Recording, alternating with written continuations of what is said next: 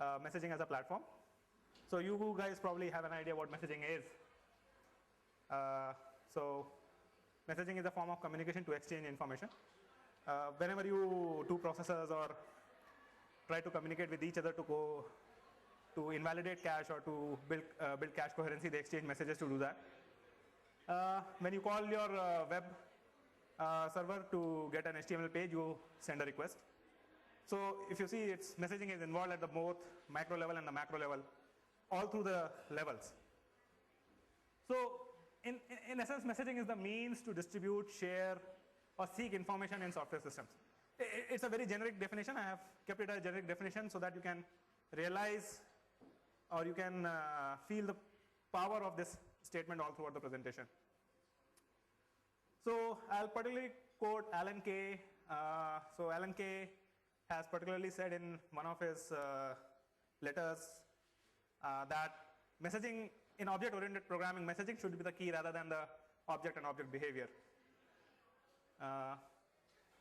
Okay, so what does in web application, what does messaging enables us to do?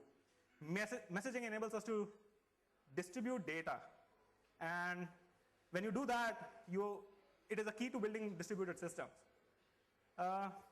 The key idea being that messaging at the source is basically either replicated or transferred to other sources, where you can do the distributed processing or you can do the distributed query, and likewise. The essential idea is that there is a producer or the owner of the message or the information. There is a messaging middleware or messaging infrastructure in between, which basically distributes it to the consumers who require the data. And if you continue this analogy forward, it allows you to build a massively distributed message processing system. Massively. There's a system that can transfer message to another system, that can distribute that message to another system, and so on and so forth. And each level you can choose to either process that message, transform it, filter it, whatever you want to do, slice and dice it. And this pipeline can go on and on and on. So consider a scenario, consider a very simple scenario where you're doing a processing of an access log on one of the hosts. What you're doing is largely a batch processing. It's a single system. You must be writing something, expression very similar to cat access.log, grep error, set some HTTP access and do a sort unique and pipe it to errors and done. So if you see closely, this is a system where messages is getting transferred from one process to another and allowing you to do the processing of access.log in parallel. Each of the statement which is highlighted in yellow or orange is the process, is the processing that you are doing on the data which is access.log or which is contained in access.log.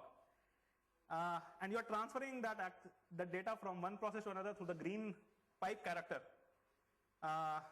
through the input. So pipe character simply takes the input stream and pipes it to the, takes the output stream and pipes it to the input stream of the other process. Another thing is that all the processes are running in parallel. It's not like that cat finishes, then grep happens, and then set happens, then sort happens, or unique happens. All the processes are running in parallel. So this is a great example of a piping of a very simple messaging system on an OS platform, where you are doing kind of a not distributed but kind of a parallel processing. This system is so flexible, it allows you to do even real-time processing with a very simple change. Instead of cat access.log, if you say tail minus f access log, which is tailing all the events as and when they occur, you can do that without changing any other expression in the pipeline. But there's a slight difference, it's not always perfect, it's not always a perfect system out there. When you convert a batch system to a real-time system, there is certain amount of thing that you have to do. If you see this statement, pardon? Exactly. Sort is a batch process. Sort and unique both are a batch process. Unique can be basically said that it can be done on real-time system if the data is assumed to be sorted, but largely sort and unique are a batch processes. So what you need to do is you need to insert a batch a batching mechanism in this kind of a pipeline to enable real-time aggregation here in errors.txt. So if you go back in this pipeline and in this pipeline, the only difference is adding of a batching system. So the idea is that if you somehow merge this batching system, or if you somehow provide this batching system as part of the platform, or suppose there was a special pipe character which will give you batching plus piping, both operations. What is in essence happening is that you have not changed your processes, not changed the pipeline, but basically you have changed the way system is processing events. System from a batch system became a almost real-time system where it is doing filtering, aggregation in near real time. The near real timeness comes from how batchy you want your system to be.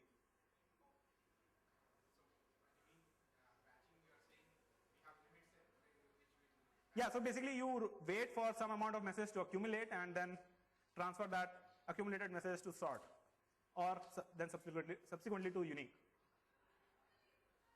But so I have said this system is a very basic example of a I will dare to say it as a messaging on a platform or as a platform. But this has a lot of limitations. What about processing logs from different systems? There are solutions, multi-tail, there are solutions, PSSH and all, but those will only cater to the first part of the processing, which is the source of the messages. What about distributing the intermediate messages? What about distributing processing on multiple systems? This is again largely unsolved in the previous pipeline. Can I tap into one of the pipes without stopping the system or altering the fabric or altering the topology of the system? These are the systems these are the questions which I am going to ponder and try to build a distributed or a distributed ready messaging as a platform that can work in processing or doing distributed processing and seamlessly transfer between a live system and a batch system. So introducing messaging as a platform. So idea being that you never have to write code to exchange messages. So if you try to build it from the scratch, the major problem that the pipe problem solves is transferring one message from one system to another system without the system even knowing that it is using a message queue or messaging in between. You only write processes. Essentially what you are concerned about in this system is going to be write processes, how that process pipeline is built. And finally, this system will aim at providing a mechanism that your process definition remains unchanged, or the code that you have written to process the message remains unchanged even when the nature of the processing changes. So with that, the first thing we have to do in the regular system or the way we do message processing is to take the individual processes, wrap them in some kind of a uniform input and output interfaces or middleware that can communicate with messaging services, a regular messaging services or messaging service with a certain amount of trait to transfer messages. Now this system provides, what does this system provide? Introducing messaging services, first of all, enables you to connect or put messages from multiple machines into this pipe without even the system knowing the source of the messages. Second thing is that messaging system provides if you go back, these messaging queues, the green boxes that are marked with Q, they provide you a way to match the throughput difference between the consumer and the processor. Thereby, thereby basically kind of ensuring the consistent output from the pipe. Overall, I'll build that later, sometimes later. The third thing is it provides transactions and durability. Transactions, some message queues provide consumer transaction of something like sort of read and acknowledge. Basically, you read, you process, and then you acknowledge that you have successfully processed the messages. If you don't acknowledge, the message will be reinserted in the pipe. So to be processed in what state you receive them in, you can do that as well without being restricted to single thread processing. Next thing we need will be message brokers. So remember we talked about that we cannot tap messages from the pipe during the runtime, or we cannot basically add or remove from the chain. A message broker enables you to, or gives you this flexibility to manage or provide a middle layer in between to manage the brokers instead of the fixed topology. It allows you to alter the topology. What happens is generally that your process that produces messages writes to the wrapper that enables message services. That message service instead writes it to a broker, and broker has a dynamic list of subscribers. Basically, for this topic, these are the subscribers. Of this message type, these are the subscribers. And you can add or remove the subscribers at the runtime from this broker. And the broker's responsibility is to reliably put the message into the corresponding queue of the consumer. So that way, reiterating broker manages the route from the producer to the consumer. So it provides you an amount of reconfigurability, a flexibility that you can create your pipe in pieces instead of creating the entire message processing in one go. For example, suppose you were doing an access log processing, and what you started doing was you were looking for error, and tomorrow a new requirement comes in that you want to also start tapping warn messages. The one way is to you shut down your entire pipeline, add that warn routine inside and continue. But with brokers in place, you can very seamlessly introduce a new filter called warn in the queue, and or you can create some kind of a tree. Basically, message is coming in, you are splitting the messages. Basically, if it is an error message, go here. If it's an info message, go to the separate pipeline without restarting or rebuilding your topology. Brokers can often enable consumers to basically join in the queue from the beginning or some point in the past, or live messages. This is a functionality which is shared by the queue. In some messaging system, we have found that it is the responsibility of the broker. In some messaging system, we have found it is the property of the messaging queue. So I have included in brokers right now. And yeah, enables consumers to move between different messaging systems. So since brokers and message queues are different, though in most of the systems, brokers and queues are the same thing. If you separate brokers from the message queues, you have flexibility that consumers can move between different messaging systems based on their changing SLAs than sticking to a one queuing infrastructure. So one popular example being that if you go to a RabbitMQ kind of a system, RabbitMQ is a messaging queue built on AMQP protocol. That kind of messaging system doesn't provide you ordering. And suppose ordering or partitioning or message grouping, what JMS calls it, is important to you. Having the same broker, you can switch to different messaging infrastructure, register this queue endpoint into your broker, and you're done. So coming to the next level of the architecture, remember the one important thing we talk about is the batch processing. How to build batch processing into the system. This is again very kind of theoretical in approach. There will be kinks here, but this is the idea.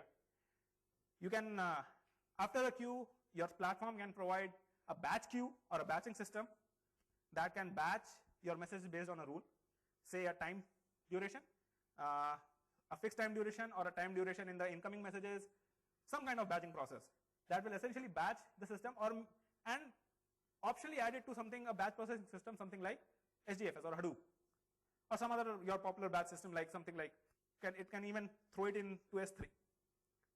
From there on, you continuing the pipe back, that after you have done the batch processing, you want to continue, say, notifications or something else in the real time. What you can do is you can build a mechanism back from the batch processing system into a live event processing system. The way to do it is that once a batch processing is finished, you send a complete notification to listener. Then listener pulls the events from HDFS and then sends it to a broker, line by line or whatever is the unit of message you want to process. And from broker onwards, you can have multiple consumers who are working on this batch process data as if it is coming from a real-time system.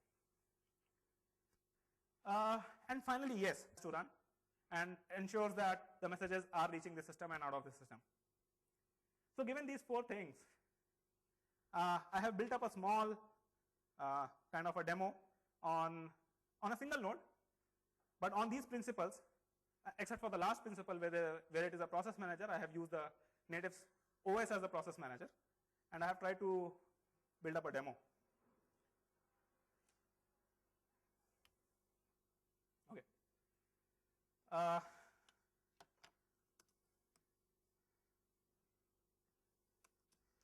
So I will be talking about 3 simple cases.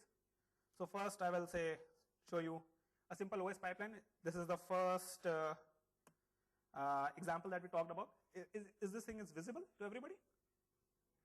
Okay, let me pull it up and then I'll put it down. Okay. Is that sufficient? Sufficient? Okay, so this is a statement that I have written earlier. There's a cat which is getting some file at this location, which is an event.log. It is grepping for an error, and it is just finding out the HTTP records or all the URLs on which there was an error. So simple. It gives you all the URLs in there. But this is a batch processing system. What I'll do is, so I have replaced this simple OS pipe with my own pipe.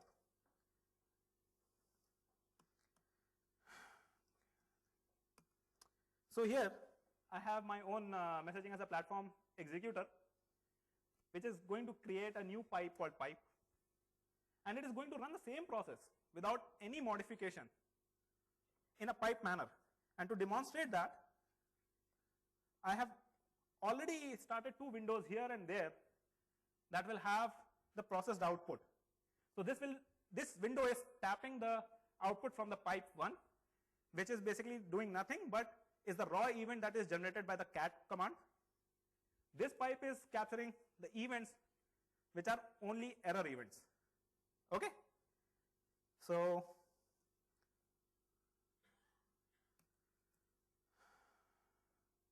the bottom window is not important, so I will minimize it for now. Okay.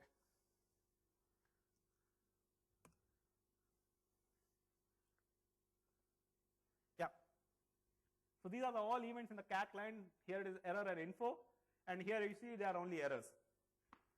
And I also talked about configurability, right? So let me show you the demo for that.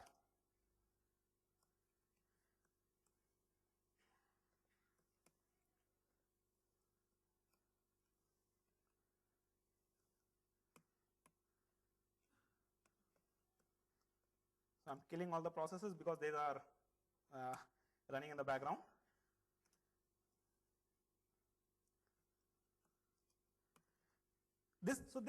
If you see there are 1, 2, 3, 4, there's 4-step process.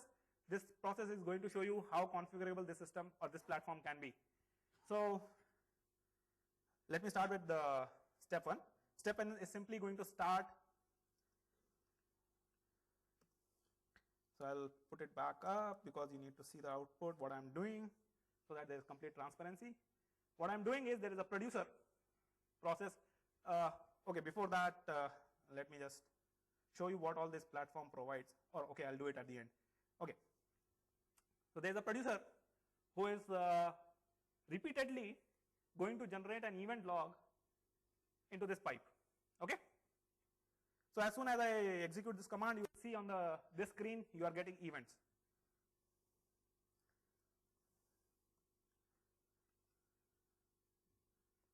Put it back.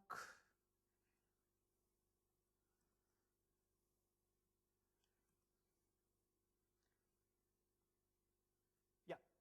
So this is going to generate a random error and info event.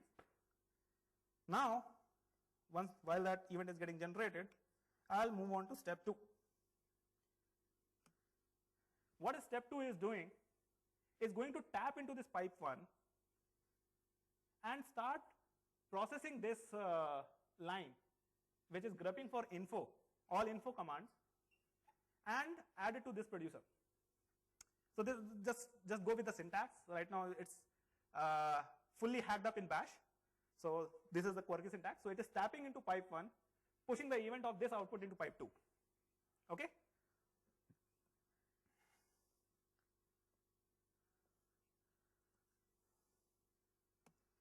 So now you will start seeing info messages only in this screen. Fine. So I have not stopped the previous system. It's still running in the background. And I have tapped into the system and started processing the events in the next system. Let's add a new producer. So adding a producer is same as the first script. I have not done anything different. So if you see this, the host name is vivekys.local. The next time, if you see the host name will be pf-eng. And it will start processing into this queue and the event will start getting processed there. Okay, we have started getting events from here. It's an info event and you have started getting events there. And finally, the biggest thing, the thing I talked about all along, that converting an event system into a batch system. I'm going to add the fourth process here that is going to batch the events from the pipe P2, do a sort and unique for the 5 events and publish it on the console. If you want, I can show you the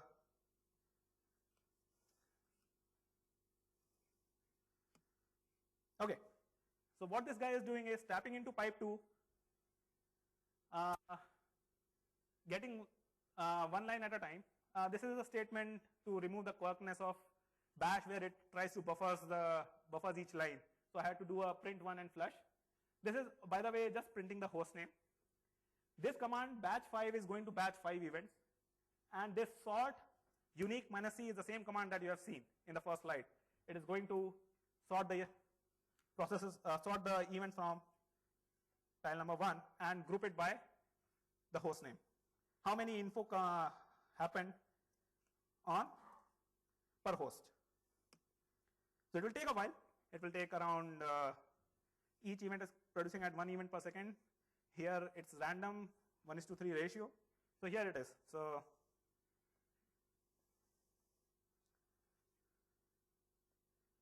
yeah, 2 plus 3, 5 events. Another 5 events will be produced here. Yeah. So that's the whole idea about the system.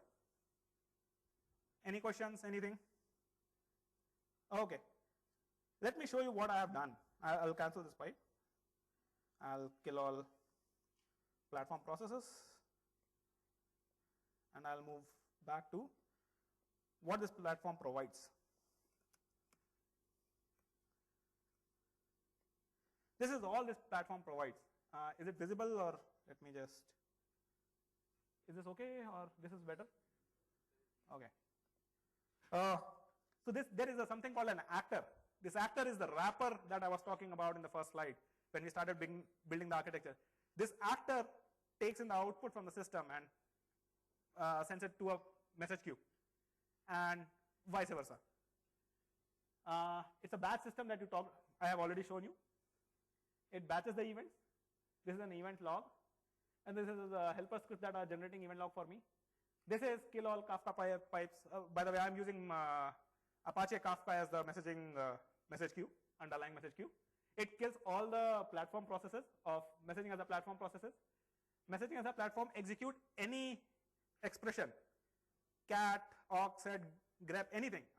It's a generic executor that wraps each processes into an actor and executes them. Then there is a producer, and then there is a supervise, and there is a tap pipe. So tap and producer are also the platform components. Fine. Any questions on up till here?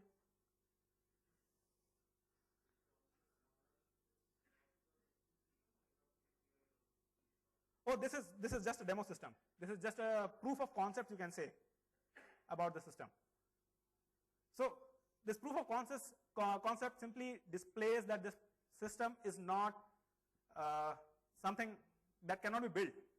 This system also simply demonstrates the proof of concept that with very minimum constructs, you can build this system out in the wild.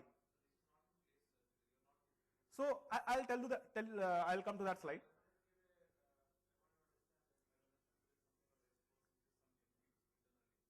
So REST bus is a simple.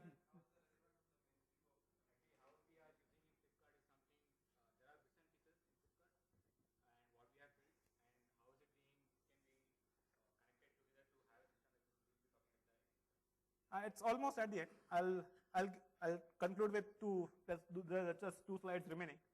So where this system can be useful, I will come to that question. But before that, let me just finish this out. You are doing a log processing. So what the system allows you to do is do a real-time log filtering or gathering data from the logs.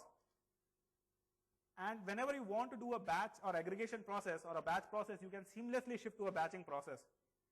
And then when the batching process is done, depends on how near real-time or a batching process you want, that can be seamlessly back integrated into a batch process if you are on this platform or if you choose to build this platform. Second is more relevant to Flipkart use case. What we have is essentially product feeds or different kind of catalog feeds coming from different suppliers as a batches of say feed files or an XML file or an Excel file or n kind of files. We have to process them. We have to extract product information from them in a batch manner because these are batch files, and then move it to our store, our catalog store. And at the same time, we have to invalidate caches, all sort of caches to basically saying that this product information has updated. Please invalidate your cache so that the information on the website is as fresh as possible. So the question is that what Flipkart has done. So this is the recent idea that we have come up with. It's the POC that you're seeing right here. We have a lot of messaging solutions at Flipkart. We have RabbitMQ, we have REST-Bus. So REST-Bus is kind of, so if you have listened to the presentation, it's a messaging system within a SOA or service-oriented architecture or where there are many microservices. It helps you communicate between 2 processes in a reliable manner, in an ordered manner, in an idempotent manner. It's one of the ways we have enabled messaging at Flipkart.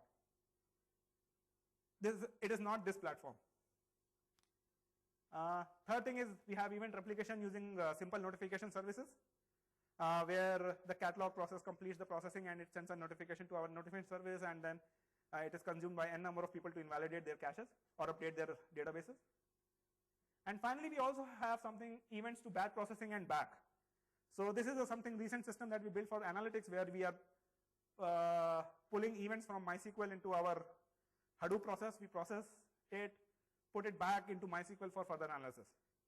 So we have all the parts. We have to just connect them. That's all. With that, I'll end the presentation and questions that will come. Pardon? No, this I just use it for the demo purpose. The key component of messaging system is messaging. This messaging as a platform. Any kind of messaging. Messaging through email, through HTTP, whatever you want to do. Messaging is a set of services there.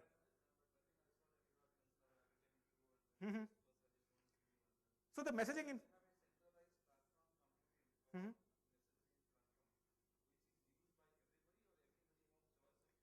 no, so everybody is using different messaging platform based on their SLAs. So REST-Bus is used for idempotent ordered communication between 2 services. Systems which are relying on event replication, something like there's an event happened somewhere, say order is placed and I want to do some offline processing on that order. Say I want to increment a count. That is done through notification service. Then there is a kind of a work queue environment where I have generated a lot of work, accumulated it, and I want to distribute that work to n number of processes, which are situated on different machines and they are just processing that event. For that we are using RabbitMQ. So there are different use cases and different solutions that are used in Flipkart.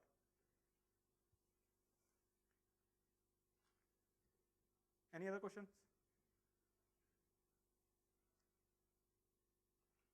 Thank you then. I hope you enjoyed the presentation.